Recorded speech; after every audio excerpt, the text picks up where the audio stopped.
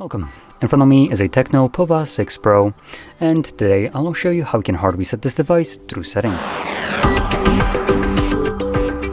So to get started, open up Settings, scroll all the way down to System, again scroll down and here select Reset Phone, erase all data. This will present you with a list of data that will be removed by this process. Go over it and see if there's nothing that you'd like to preserve. If there is, make a copy of it. If there isn't, you can just progress further by selecting Erase All Data. Erase all data, and this will now begin factory resetting your device. Now this process will take up to 2 minutes, I believe, and once it's finished, we will be presented with Android setup screen.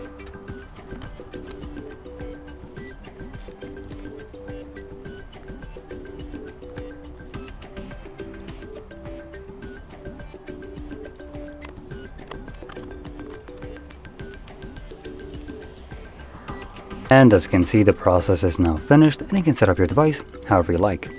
So with that being said, if you found this very helpful, don't forget to hit like, subscribe, and thanks for watching.